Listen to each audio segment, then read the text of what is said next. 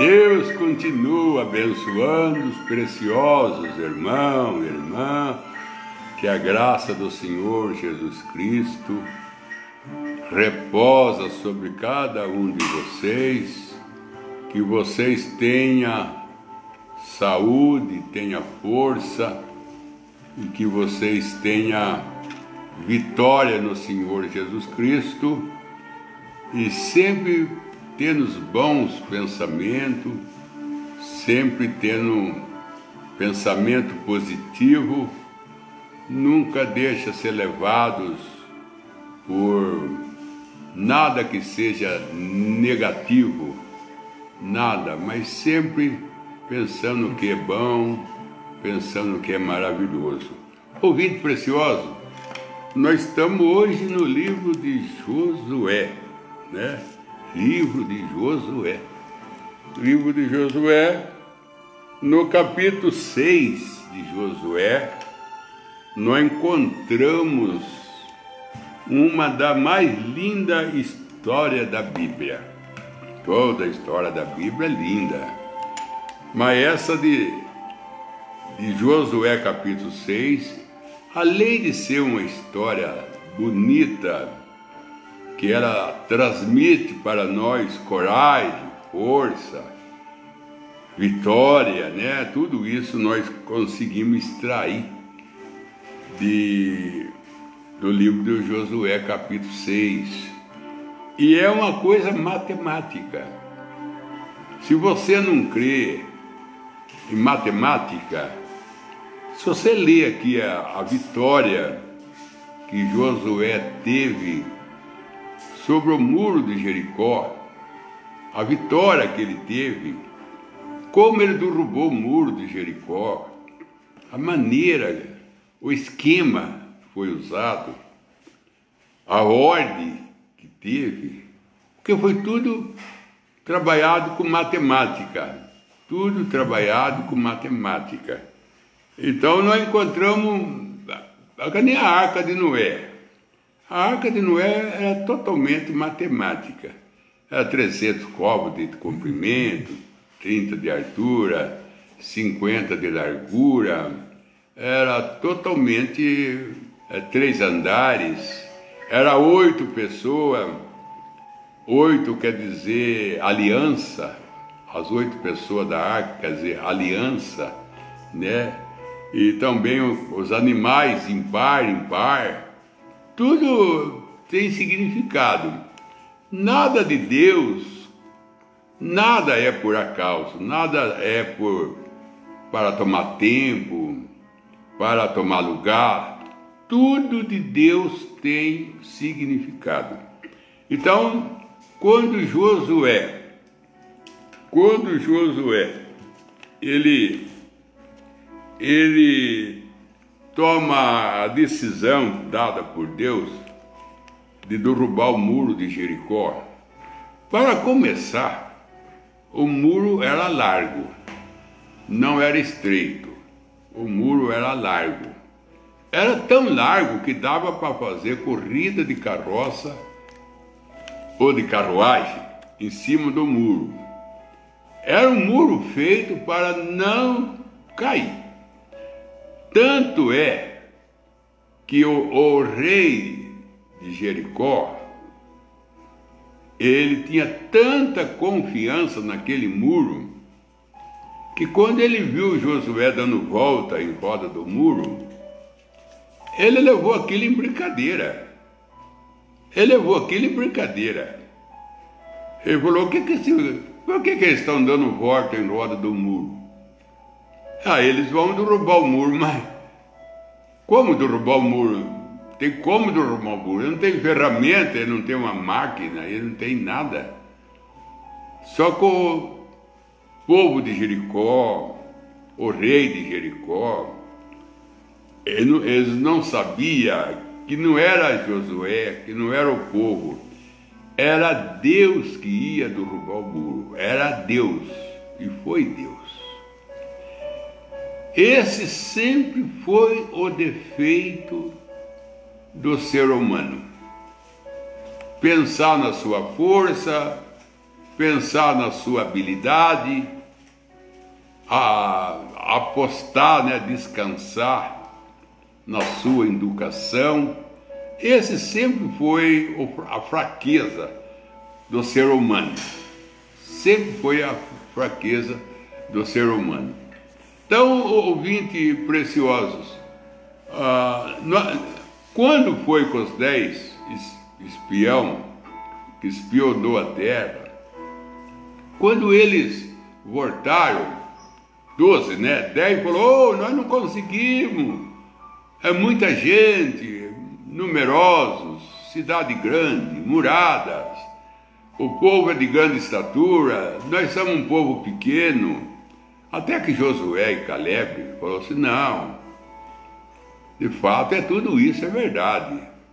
O povo são de grande estatura, numerosos, cidade murada, mas só que tem uma coisa, é Deus que vai lutar por nós.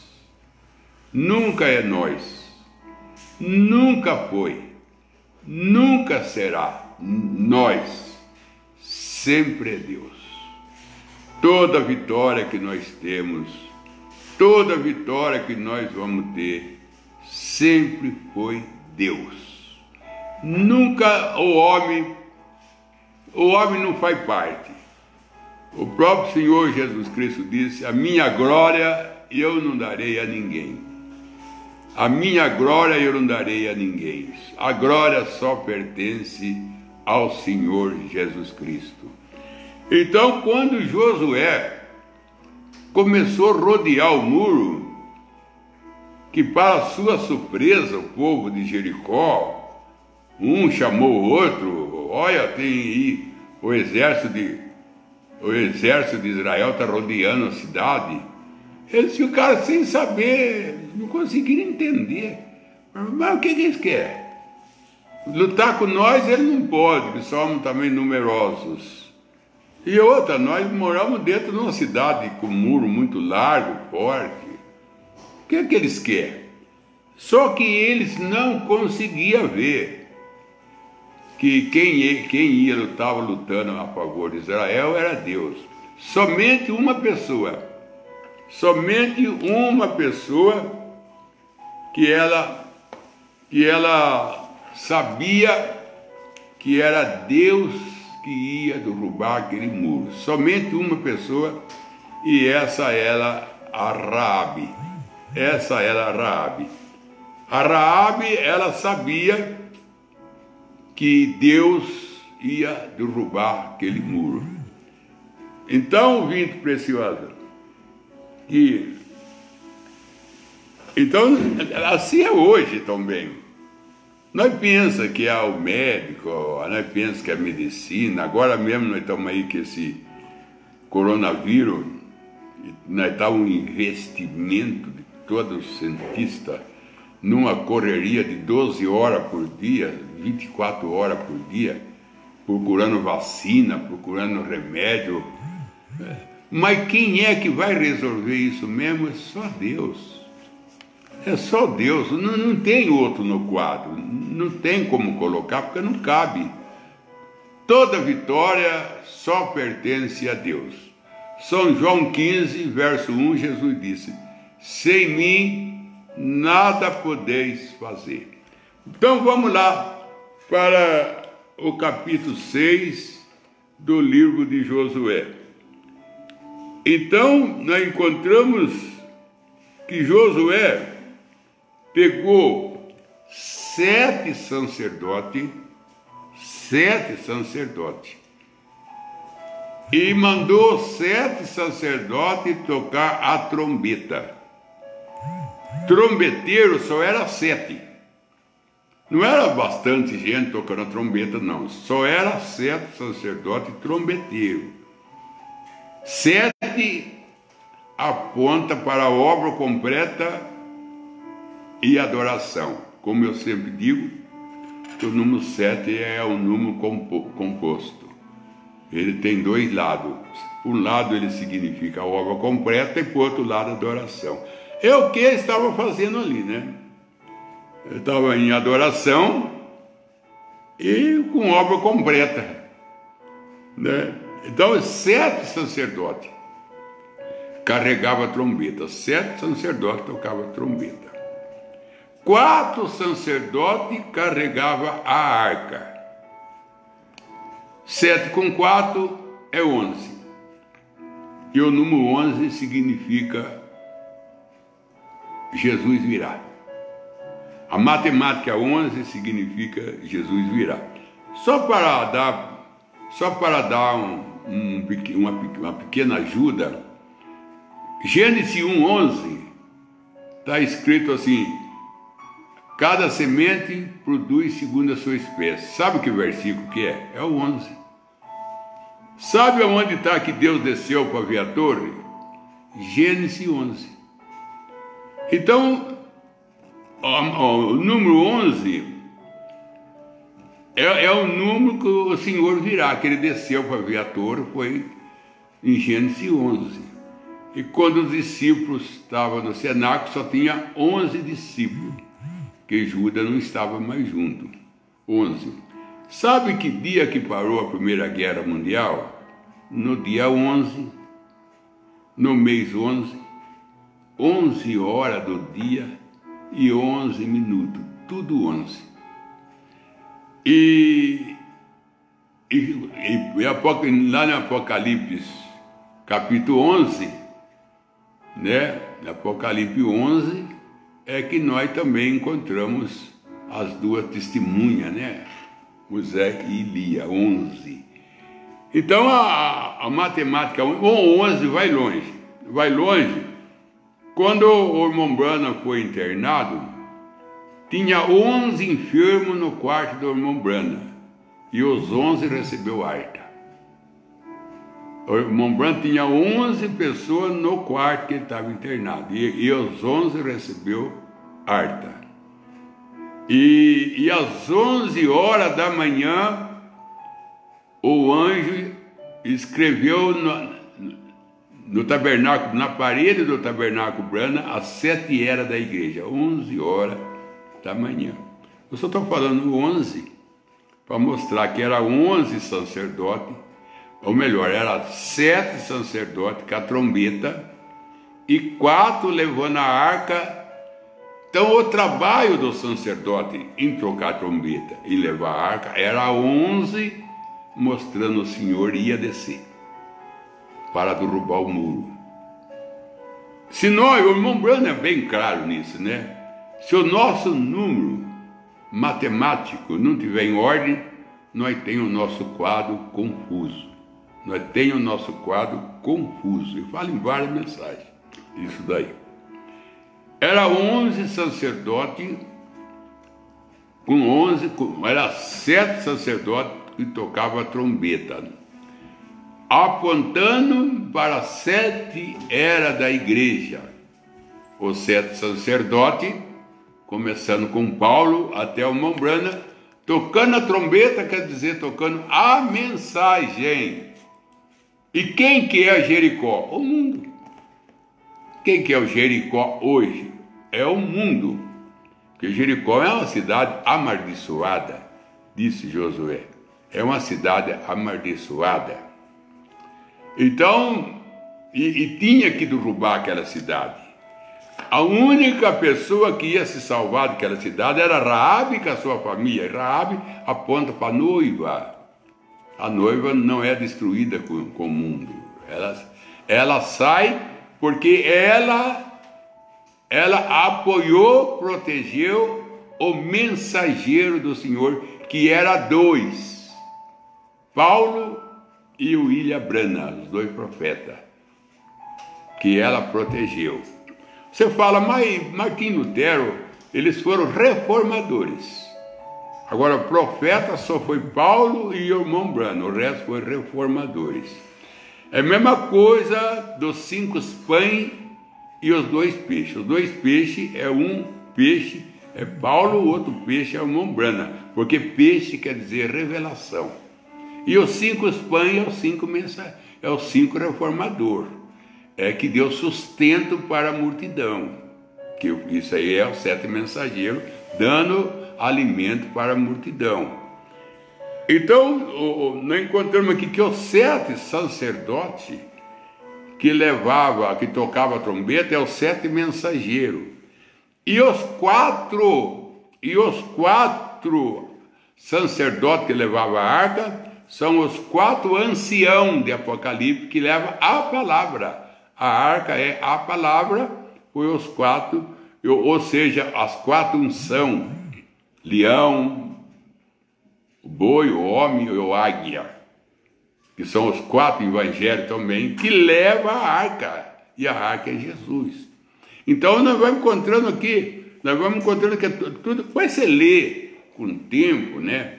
Uma hora que você tiver tempo, você lê o livro de Josué, capítulo 6, vocês vão ver a matemática, como é que ela é linda.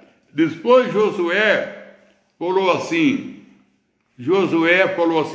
vocês rodeiam a cidade 6 dias. 6 dias. Vocês rodeiam a cidade.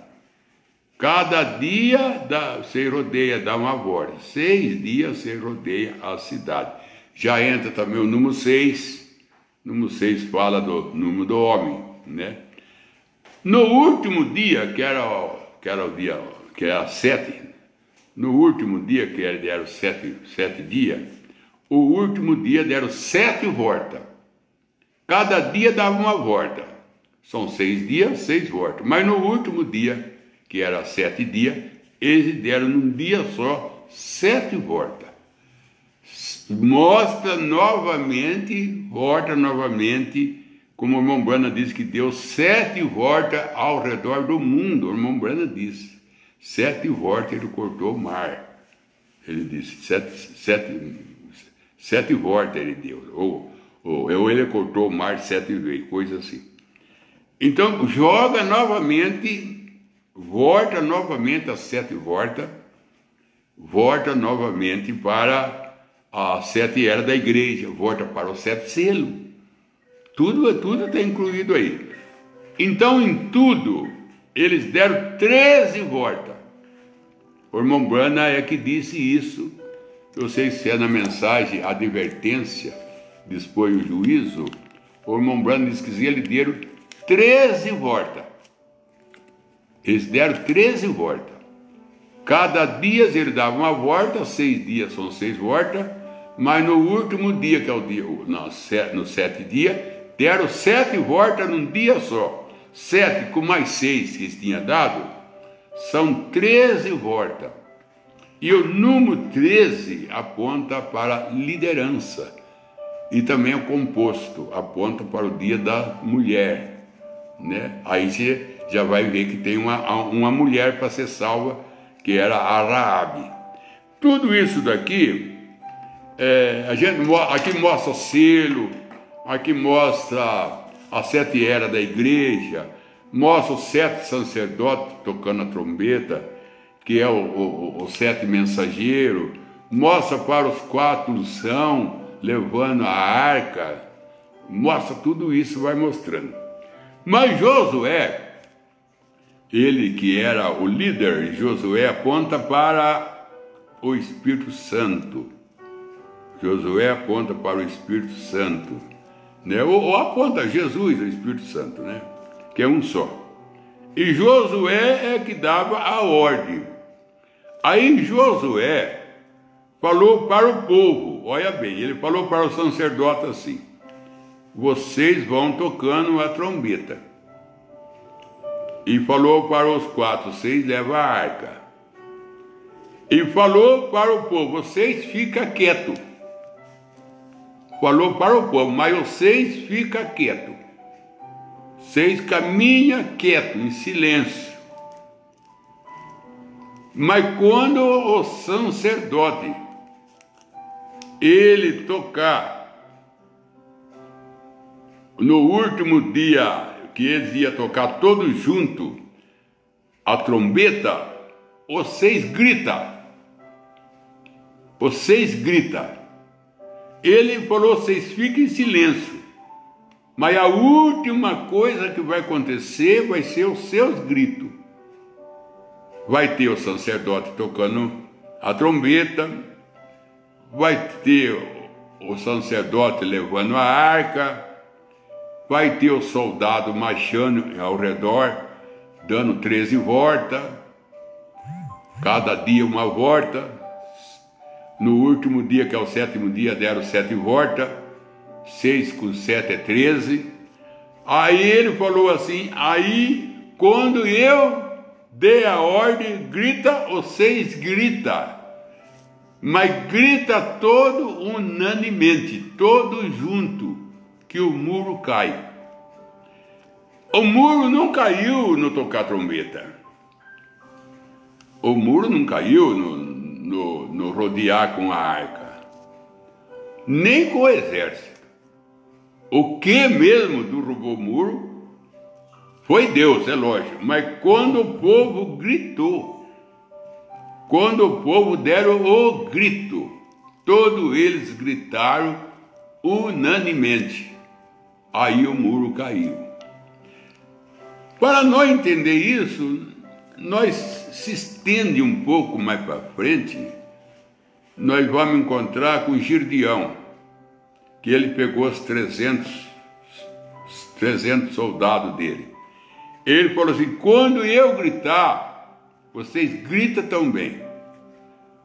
Quando eu levantar a tocha, vocês levantam também. Quando eu gritar espada de Gideão, vocês gritam espada de Gideão. O segredo da vitória está em seu nido. Em seu nido. Nessa mensagem do irmão Branham, que vem do crente da Bíblia, o homem interior.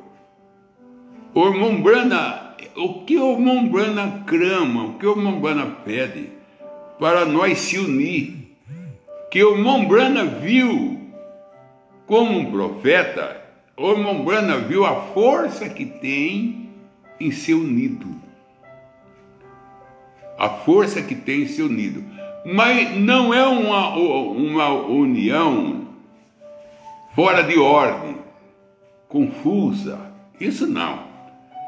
É uma reunião onde todos se tornam um. É isso que Deus quer. Todos se tornam um. Por isso que o apóstolo Paulo disse assim, que Deus quer um só Senhor, Efésios 4, um só Deus, um só batismo, quer dizer, um só povo, né? Um só povo. E ele quer uma só fé. Aí que está, aí que não traz vitória. Quando o jugo é desiguais, o jugo não é iguais, é desiguais. Porque aonde um chora, o outro ri. Aonde um grita, o outro fica quieto. Você vai na igreja mesmo, é difícil não encontrar essa igreja de Josué, essa igreja de Gideão, essa igreja que os dois tiveram, que vitória tremenda, né? O muro de Jericó cair sem posição de mão, sem empurrão de mão. Deus derrubou o muro, Deus fez o muro cair. Quando eles gritaram unanimemente junto. O que o Josué fez? Josué é um grande líder mesmo. Josué foi um grande líder. Valeu a pena Deus colocar Josué ali no lugar de Moisés. Deus acertou com a escolha da liderança. Porque a visão que Josué tinha, porque o que leva o povo a ter vitória é a visão do líder. Se o líder não tiver visão, ele leva o povo a uma confusão. Na mensagem Um Guia, a mensagem chama Um Guia. O irmão Branham diz que um pato, ele levou o bando inteiro de pato à morte. Um pato, irmão Branham diz. Ele levou o bando inteiro do pato à morte. O bando de pato confiou naquele pato líder e o pato líder levaram eles toda à morte. Nós conhecemos aí a liderança de Hitler, né? Que levou aí a Alemanha tudo a ser dividida. Nós conhecemos aí muitas lideranças que esteve aí que levou o povo às ruínas, levou o povo à miséria, muita liderança aí. Não vamos falar da política aí, não vamos entrar nisso aí, mas vamos falar da Bíblia, porque o nosso negócio é a Bíblia. A liderança de Acabe mesmo levou Israel inteiro à perdição, a liderança de Acabe. O que uma liderança faz? Mas Josué, que rapaz inteligente, como Josué planejava as coisas.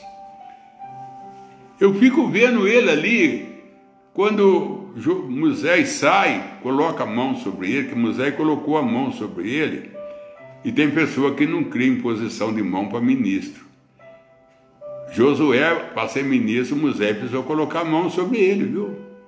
Isso aí serve para ministro aí que acha que não precisa pôr a mão nele para ser pastor. Se não tiver ninguém para pôr a mão sobre você, você não tem apresentação. Você não tem apresentação, você está sem apresentação. Se Josué precisou de Moisés colocar a mão sobre ele, se Josué precisou, você não é maior que esse Josué. E Josué, quando Moisés ia passar o Mar Vermelho, ele colocava os cantores na frente, depois ele colocava o sacerdote atrás e os guerreiros em terceiro lugar. Nunca passou o Jordão. Josué chegou, mudou tudo. Colocou a arca na frente e os cantores em segundo lugar. Aí o Jordão abriu. Como que ele podia ter essa visão que o Jordão não abria porque o cantor que estava na frente e a arca em segundo lugar? E a arca, a palavra não pode ter em segundo lugar. Mas Moisés, como ele era da lei, e a lei é dura, e quando Josué entrou, ele entrou com a graça, e a graça é reveladora. Então mostrou aonde estava a falha, aonde estava, o problema estava na ordem. E agora quando Josué foi dividir a terra, ele não foi chegando assim, você é mais bonito, você é mais grande, você é mais trabalhador, você vai para lá, você vai para cá. Não. Ele voltou lá atrás, lá onde as mulheres davam a luz às esposas de Jacó, aonde ela dava a luz e aonde ela colocava os nomes dos filhos. Ele foi lá para poder colocar cada tribo no seu lugar. Teve que ir lá no Partos, voltar lá no parto, na dor de parto das esposas de Jacó, para poder saber qual é lugar que aquela tribo ela ia ser colocada. Ele é muito sábio.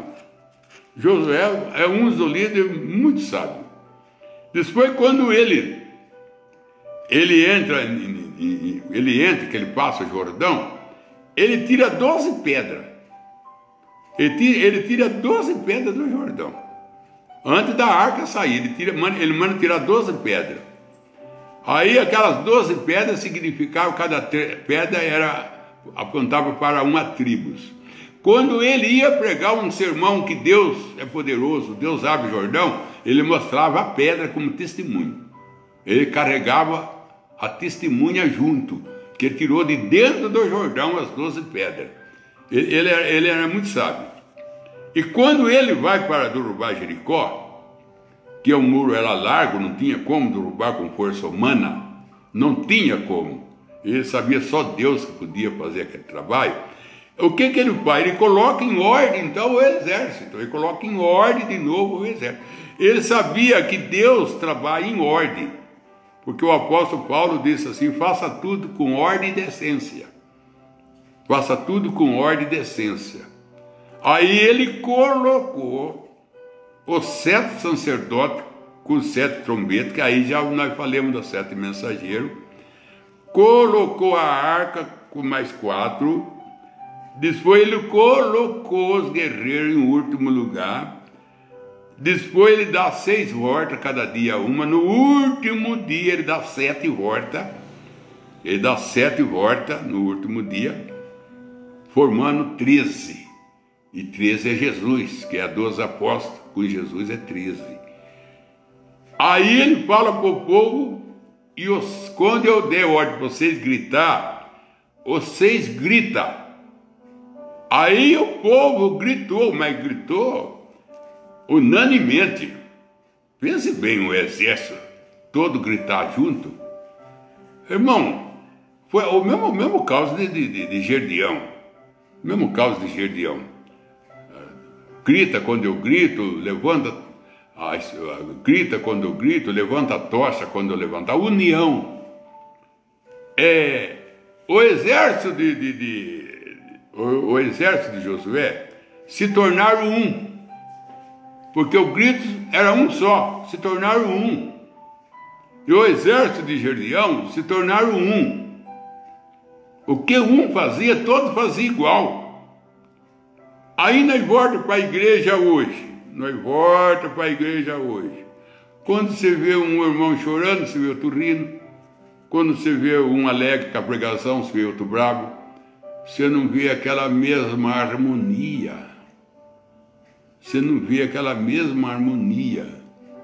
Como disse o apóstolo Paulo, chora quando chora, ri quando o outro ri. Mas não, quando um ri, o outro está chorando, quando está chorando, o outro está rindo.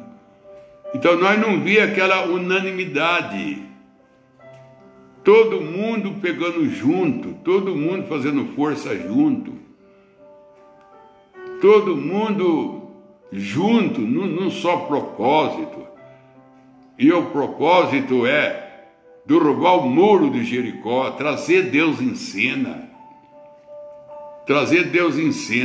Mas enquanto a igreja está, um está olhando o hino, outro está olhando a bateria deu repique, outro está olhando porque fulano de tal foi tomar água, a igreja não consegue entrar em unanimidade.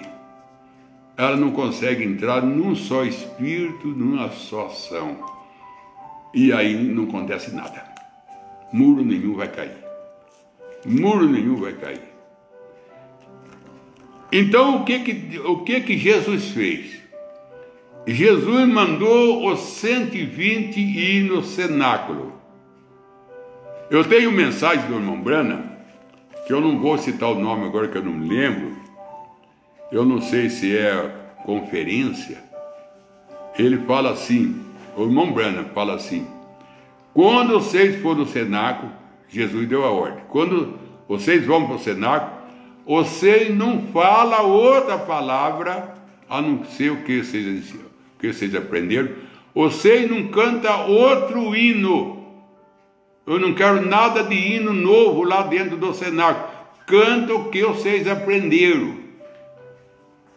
Essa foi a ordem que Jesus deu para eles se comportar dentro do cenáculo. E eles ficaram 10 dias. Nesses 10 dias de cenáculo, eles eram unânimes. Quando um orava, todo orava. Quando um chorava, todos choravam. Ele era unânime. Por isso que o Espírito Santo desceu. Porque teve aquela união dos 120. Teve aquela união do exército de Josué. Teve aquela união do exército de Gerdião. E toda as vezes que nós vemos, tanto em Josué, como em Gerdião, como em Jesus, houve Deus em cena. E não somente Deus em cena, mas Deus trazendo vitória. E o apóstolo Paulo não deixa de pregar para nós, de nós ser um. O próprio Jesus ora: Pai, que ele seja um, como nós somos um. Jesus orou, pediu, porque Jesus sabe o que significa o ser unido, o que significa todos se tornando um,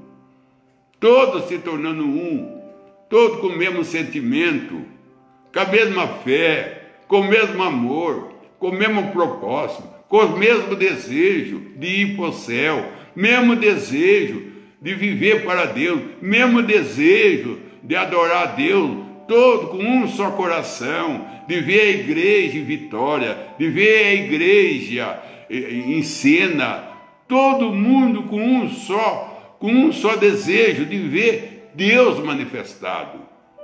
É aí quando Deus entra em cena. Mas quando um está para lá, o outro está para cá, um está com um pensamento, o outro está com outro, um quer uma coisa, o outro quer outra, nós não vamos conseguir a vitória que nós precisamos dela. Então eles gritaram. Quando Josué falou, quando eu mandar vocês gritar, todos vocês gritam. E todos gritaram junto. Gritou junto, o muro caiu. O muro não aguentou. Deus entrou em cena, derrubou aquele muro. Quando todos eles gritaram. Todos eles gritaram. O exército de Gedeão também fez a mesma coisa. Todo gritava quando Gedeão gritava. Então, união, como diz, união faz a força, né? União faz a força. Você vê um rio dividido, ele fica fraco. Uma família dividida fica fraca. Agora, quando é tudo unido, todo mundo pensa a mesma coisa, todo mundo ama a igreja, todo mundo ama a obra de Deus, ama a mensagem, e todo mundo luta com o mesmo propósito de trazer essa mensagem em cena, todo mundo com o mesmo propósito, ganhar alma, buscar as pessoas desviadas, trazer de volta as pessoas que desviaram do caminho, conduzir ela de volta ao rebanho. Quando todo mundo tiver esse mesmo desejo e der esse mesmo grito, né? Dar esse mesmo grito, ter esse mesmo grito, esse mesmo desejo, é quando esse Jericó, que esse mundo que nós estamos vivendo, vai virar cinza, vai virar pó. Porque Jericó é tipo do mundo. Jericó é um tipo do mundo, amaldiçoado com o mundo, que vai sair uma igreja, que é a Raabe. Jericó é tipo do mundo. E como Josué é o tipo do Espírito Santo, ele teve que ter um exército. Josué, sozinho ele não conseguiu. Ele teve que ter um exército. Só que esse exército de Josué era um com ele. Aí que Deus quer que nós seja um com ele. Deus e nós, quando ele falou assim, quando a minha palavra estiver, quando vós estiver em mim e a minha palavra estiver em vós, pedir o que quiser que o vosso Pai concede. Mas quando vós estiver em mim, a minha palavra estiver em vós. O que Deus quer, o Mombana bate em cima disso, o apóstolo Paulo não deixa também de bater em cima disso, pedindo para nós ser um, pedindo para nós, todos nós, navegar para um lado só, tocar o navio para um lado só. Já pensou se uma pessoa rema de um lado, o outro rema para trás? O navio, o barco fica confuso, a igreja fica confusa. Um pensa uma coisa, o outro pensa outra. E não consegue chegar a lugar nenhum. Então todos nós temos, se o nosso Espírito Santo é Josué, e se Jericó é o mundo que nós temos, que Deus vai derrubar tudo isso daí, mas vai depender da nossa união. Vai depender da nossa união. Eu não sei, irmão, eu não creio, não vejo que essa união que Deus quer, ela vai acontecer nesse corpo. Porque esse corpo que nós temos é corpo mau, é corpo vaidoso, preguiçoso, exigente. Esse corpo, Mombrana disse, pertence ao diabo, esse corpo. esse corpo pertence ao diabo, porque ele é híbrido, pertence a ele. Enquanto esse corpo não sair de cena, carne e sangue não é do rei do céu, enquanto esse corpo não sair de cena e entrar o corpo glorificado, Deus não vai conseguir essa união que ele precisa dela. Tudo nós ser um. Gritar quando o outro grita, rir quando o outro ri, chorar quando o outro chora. Todos nós ser um e toda uma multidão, mas Deus nunca vai ver uma multidão, vai ver um só, porque estão tudo mesmo, tudo que ele vê está no mesmo espírito, na mesma fé, no mesmo propósito. É quando então Jesus descerá na nuvem e encontrará conosco. Que Deus te abençoe em nome de Jesus Cristo. E o Dado vai dar agora pedido de alguma pergunta. Vamos para a pergunta. Yasmin Fernandes pergunta: por que uma pessoa tem anjo caído e outra não? Foi Deus quem escolheu ao dar o anjo? Foi Deus que escolheu? Sim, acontece que o anjo lá no céu, Apocalipse 12, quando teve a batalha no céu, Miguel e seus anjos lutou contra Lucifer e seus anjos, e a terceira parte dos anjos, Lucifer, rastou. A terceira parte é dividida em 3 partes. Então ele rastou a terceira parte, a parte mais alta. E aqueles anjos que ele rastou com a sua cauda quer dizer mentira, era anjo teofânico. Mombrana diz que era estrela. Estrela, quando o Mombrana fala ele rastou a estrela. A estrela que ele rasta, então, ela ia fazer parte do ser humano. Porque existe o anjo celeste, existe o anjo angelical, o anjo celeste que faz humano. Canenocauso de Jesus, que ele pareceu como um anjo para Moisés, o anjo do pacto. Depois aqui ele era Jesus. O mesmo anjo do pacto pareceu para Moisés era Jesus, então o anjo se fez carne. Se aconteceu com Jesus, acontece com nós. Só que tem o anjo angelical. O anjo angelical não se faz carne. O anjo angelical, eles só são para adoração. E assim mesmo, quando nós adorar a Deus lá, eles vão ficar de cabeça baixa, porque eles não vão entender nada, porque eles nunca pecaram. Eu estou falando do anjo celestiais.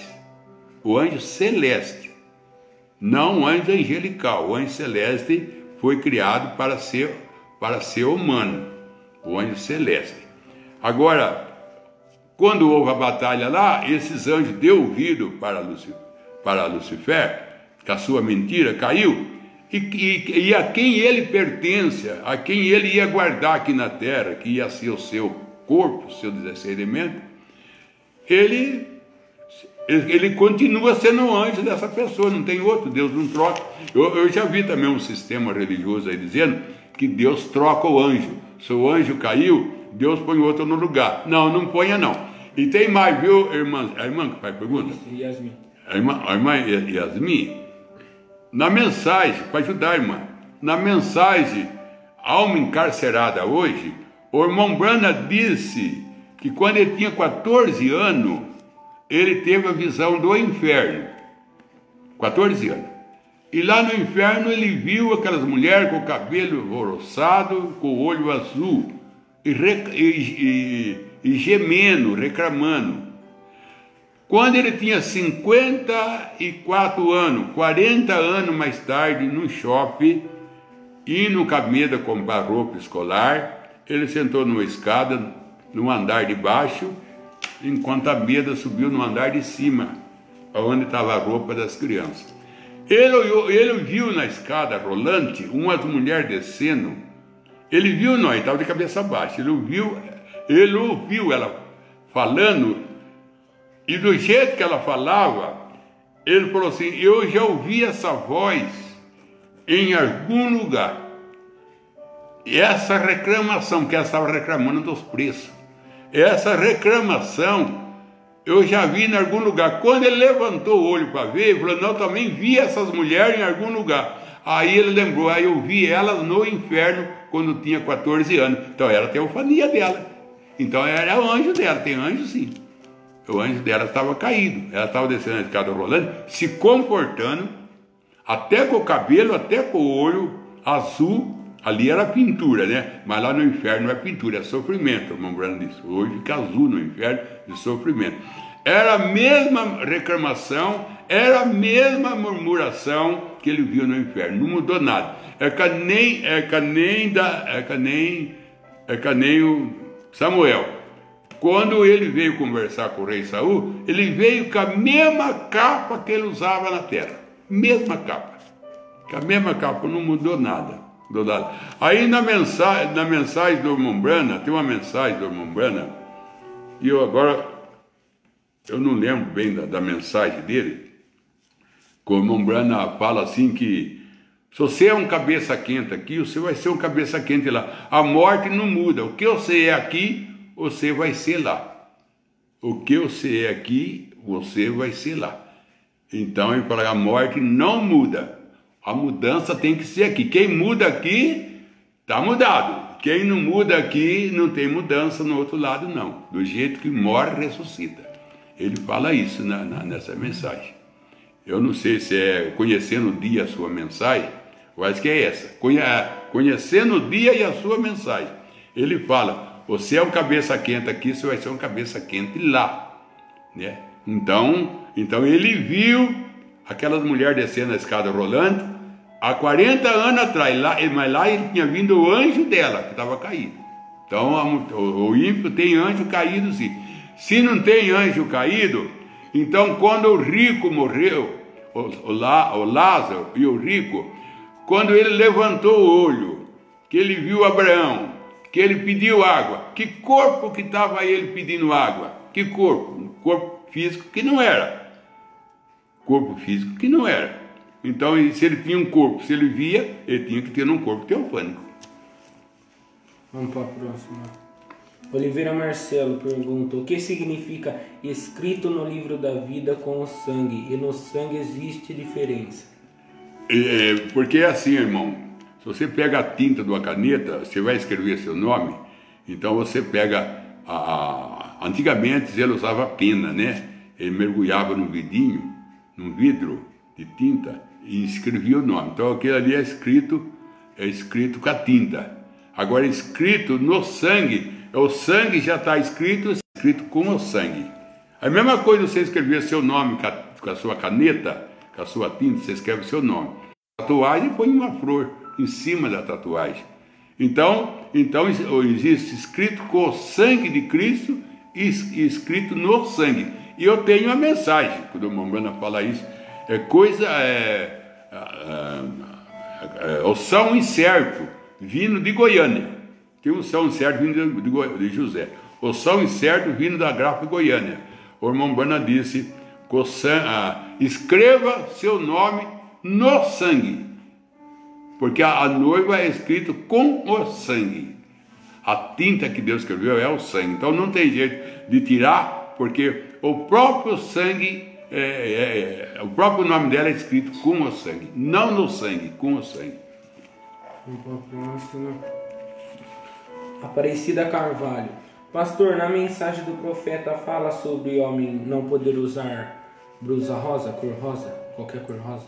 Ô irmã, não temos uma mensagem direta como um Branham combate assim a cor rosa no homem. A única coisa que nós sabemos que a cor rosa, ela é uma cor feminina. Tanto é quando uma criança, uma menina nasce, é roupa rosa.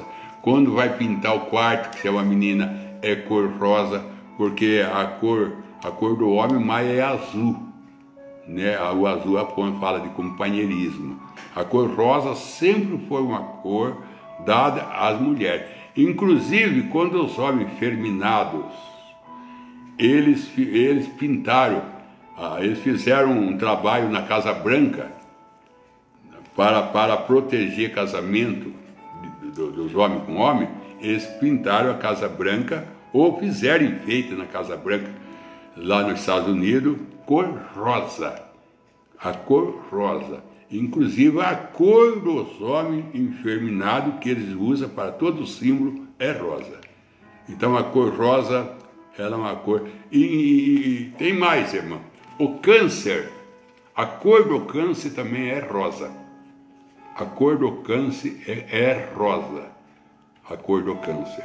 Então a cor rosa para o homem não é bom. Para o homem não é bom. Agora para a mulher fica até bonito. Cor rosa na mulher é lindo, a cor rosa na mulher. Mas para o homem não dá certo não. Haroldo Simone Santos. Uma irmã pode dormir de pijama comprido? Pode.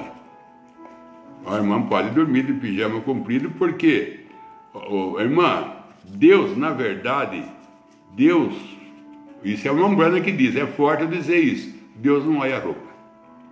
Nós veste roupa por respeito ao nosso próximo, para nós não provocar adultério e não ser condenado lá por provocar adultério. Mas Deus, o olho de Deus, a roupa não cerca o olho de Deus. A roupa não cerca o olho de Deus. Então se a irmã está dormindo lá no seu quarto, porta fechada, ninguém está vendo a irmã não está na vista de ninguém. Então não tem nada da irmã usar pijama. Até as filhas do irmão Brana, ele fala que elas usavam pijamas.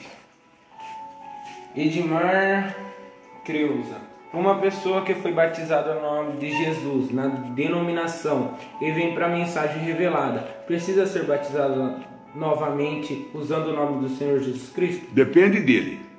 Se ele foi batizado na denominação em nome do Senhor Jesus Cristo, e ele sente que ele recebeu o nome, e ele vem para a mensagem, e ele sente que ele foi batizado, que ele recebeu o nome, ele não precisa batizar de novo. Vai depender dele.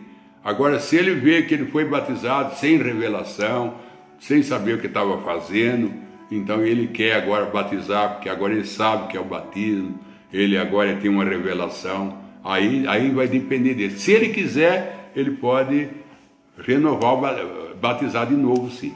Se ele quiser. Aí vai depender da consciência dele, de como ele sente. Vamos para os pedidos de oração.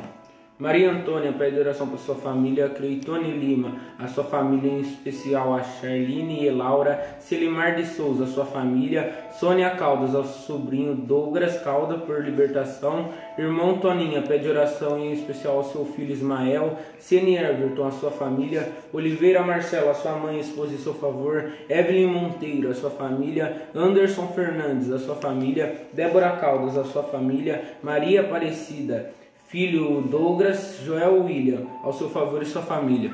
Senhor Deus, todos nós estamos, Senhor, num só propósito, numa só fé, e essa fé dos apóstolos, buscando um só Deus que é o Senhor, para que o Senhor traga para nós, Senhor, aquilo que o Senhor trouxe para Josué, vitória, que o Senhor derruba os muros, e que o Senhor traia libertação para a tua Raabe, Senhor Deus. Que nós seja, Senhor, como o exército de Gedeão, que nós andamos onde o Senhor andou, que nós levantamos as tochas como o Senhor levantou, que é o Espírito Santo, Senhor, para que cada enfermidade, cada problema seja jogado por terra, Senhor. Em nome do Senhor Jesus Cristo, eu peço, ajuda nós a ser unidos, ajuda nós ter a mesma fé, ajuda a oração de Jesus cumprir em nós, que nós seja um, como era o Pai no Filho, Senhor. Em nome do Senhor Jesus Cristo eu peço. Amém, Senhor. Amém.